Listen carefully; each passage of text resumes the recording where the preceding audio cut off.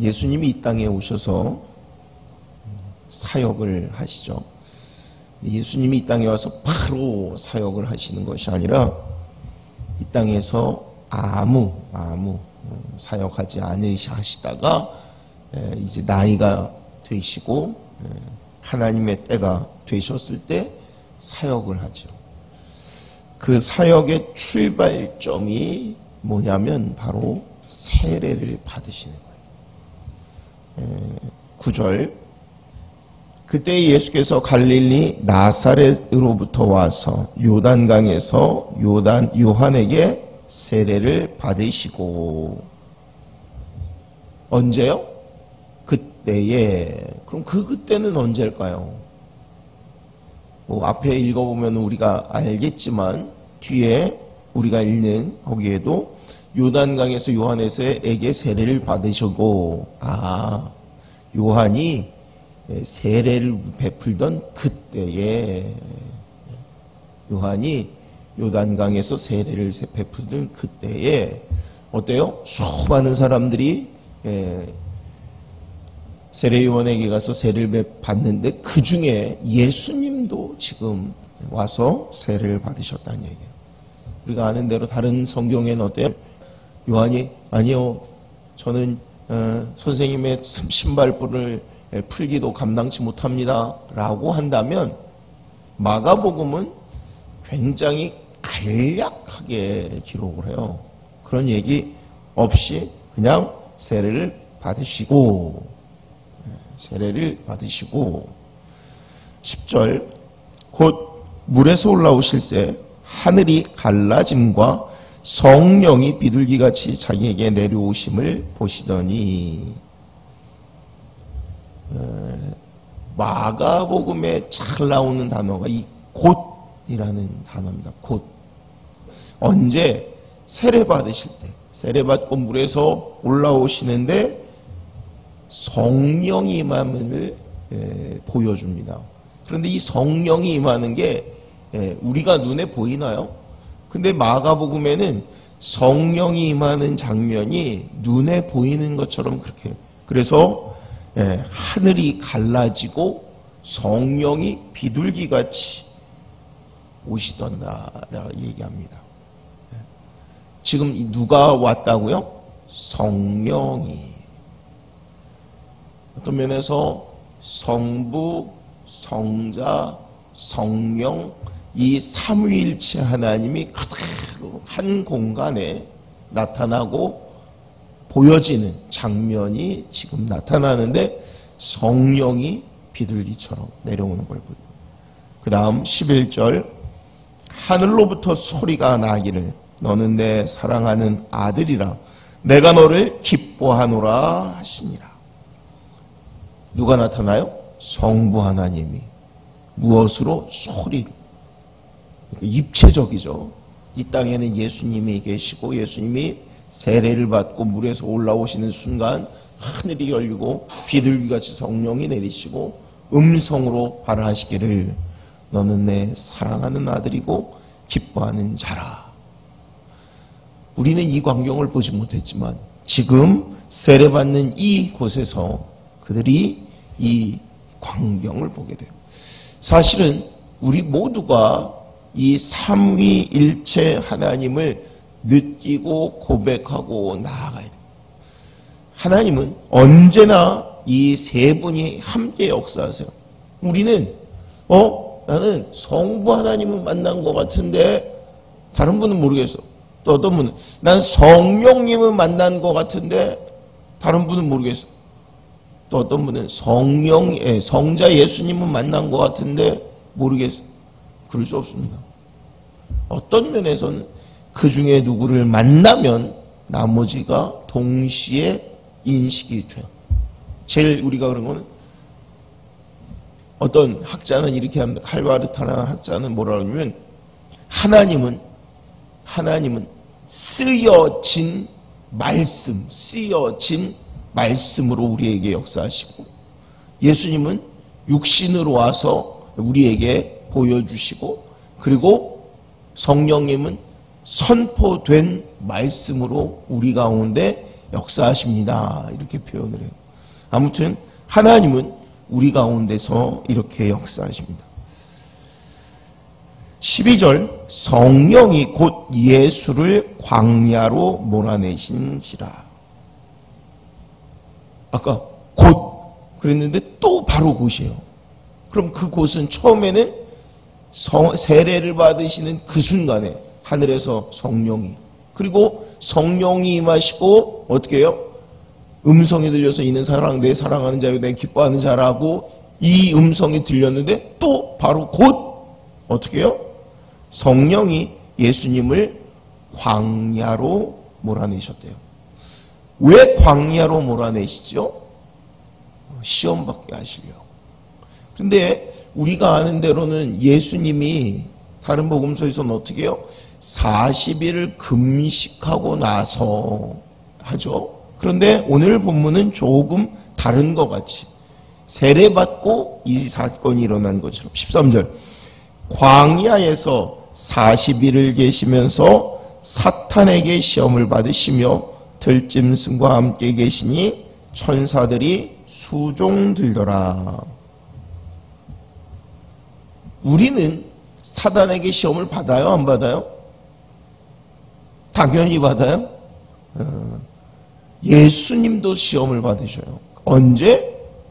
성령이 충만한 이때에. 그냥 성령이 충만한 이때만이 아니라 성령이 이끌고 가서 시험을 받게 하시는 것처럼 이렇게 표현해줘. 우리가 하나님과 함께 하지만 동시에 사단도 우리를 우는 사자처럼 우리를 지켜봐요. 이 사단이 어때요? 나를 잘 알아요? 몰라요? 엄청나게 잘 알아요. 내 약점, 나의 문제, 다른 게 아니라 뭘 건드리면 넘어가는지, 뭐 때문에 시험에 드는지 사단이 제일 잘 알아요. 자, 14절 요한이 잡힌 후 예수께서 갈릴리에 오셔서 하나님의 복음을 전파하여. 어떤 사건 이후에 예수님이 복음을 증거하셨다고요? 요한이 잡힌 후. 어떤 면에서 이전까지 세례 요한이 하나님의 복음을 증거하고 사람들에게 회개를 촉구하고 세례 요한에게 주어진 사명이 뭐였어요?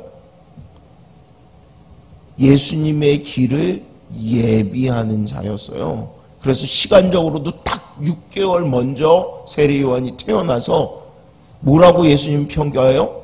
여자가 낳은 사람 중에, 아들 중에 이보다 뛰어난 사람이 없다라고 평가를 받는. 근데 그 세례 요한이 너무 허무하게 세상을 떠납니다. 그런데 그 후 예수님이 이제 공생의 사역을 시작하게 됩니다. 뭐라고요? 갈릴리에 오셨어요. 하나님 나라의 복음을 전파했대요. 이 복음이 뭐예요? 바로 복된 소식, 예수님이 이 땅에 오신 소식인데 15절 이르시되 때가 찼고 하나님의 나라가 가까웠으니 회개하고 복음을 믿으라. 때가 찼대요. 무슨 때? 하나님 나라가 이제 도래할 때가 되었어요. 우리가 이 때를 뭐라면 성령의 때, 시대, 은혜 받을 때. 여러분, 우리는 이 시대에 살고 있는 거예요. 은혜 받는 때, 하나님이 함께 하시는 때, 부르짖으면 하나님의 성령이 우리에게 와서 우리를 역사하실 뿐만 아니라 우리를 이끌어 가시는데.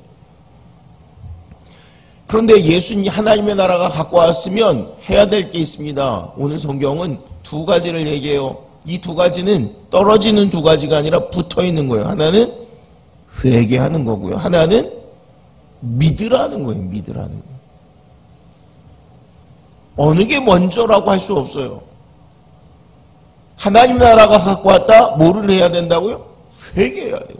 왜? 천국에는 죄 있는 사람은 갈 수가 없어요. 하나님 나라가 왔어요. 그러면 하나님 나라 들어갈 준비를 해야 되는데 뭘로 준비를 하는 거냐면 우리의 죄를 씻는 거예요. 자, 예수님은 죄가 없으세요. 근데 뭘 받으세요? 오늘 성경에 세례를 받으세요. 죄가 없으신데, 세례의 의미가 뭐예요? 죄를 씻는 건데. 그런데 모든 사람에게 보여지는 그 광경에서 세례를 받으세요. 그런데 그 세례 받으신 그 예수님은 마치 구약에 누군가의 죄를 대신 져야 하는 제물이 되어지는 소처럼 예수님이 세례를 받으시고 이제는 모든 사람의 죄를 대신 감당하는 분이 되어지죠. 예수님을 믿으면 되는데 회개하고 믿으라라고 해요. 회개하고 믿으라. 여러분, 회개라는 거는 뭐예요? 돌아서는 거예요. 돌아서는 거. 내가 죄 가운데로 가다가 죄에서 돌이켜서 하나님을 향해 가는 거예요. 그러면 회개했으면 될 것 같잖아요. 믿는다는 것은 또 다른 건가요? 우리가 회개 자체를 행동처럼 표현을 했어요. 묘사. 가다가 돌이키는 거. 그런데 실제적으로는 우리가 회개를 어떻게 하냐면 내 마음의 감동 또는 변화. 근데 여기서 그치면 안 되고요. 믿음으로 행동으로 하나님께 나아가야 돼요. 내가 변화된 행동에 있지 않으면 예를 들면 이런 거예요.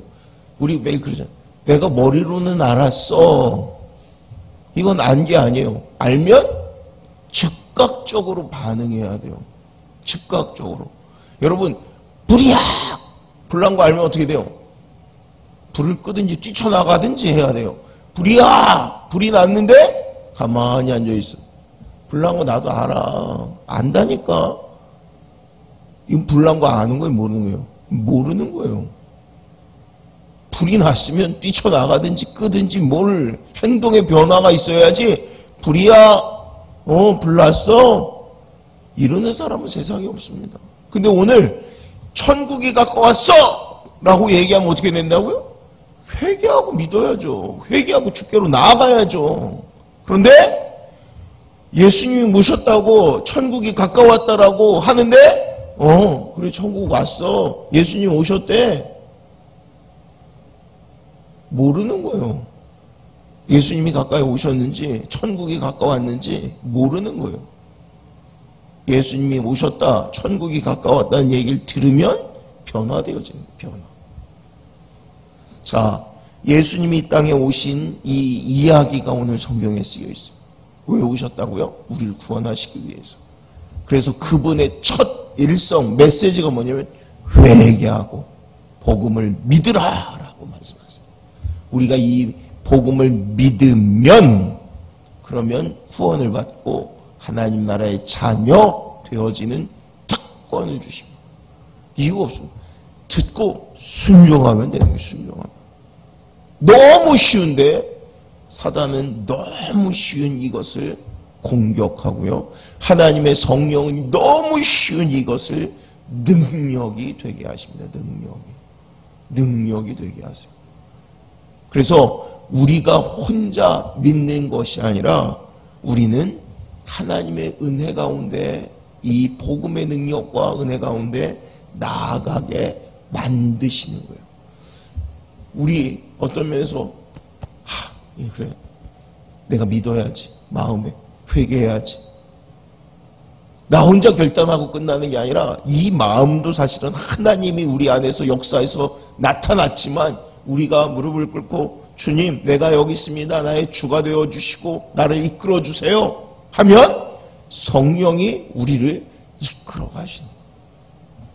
믿음이 얼마나 감사하고 신앙이 얼마나 좋으냐면 혼자 하려고 막 애쓰고 부둥키는 게 아니라 하나님이 나를 이끌어 가시는 거예요. 예수님이 이 땅에 와서 우리에게 보여주시는 것이 다른 게 아니라 하나님이 우리의 삶 가운데 있으실 뿐만 아니라 이것을 진행하신다는 거예요. 우리가 예수님과 함께 주 앞에 설 줄 아는 믿음의 삶을 사는 저와 여러분 되시길 주의 이름으로 축원합니다.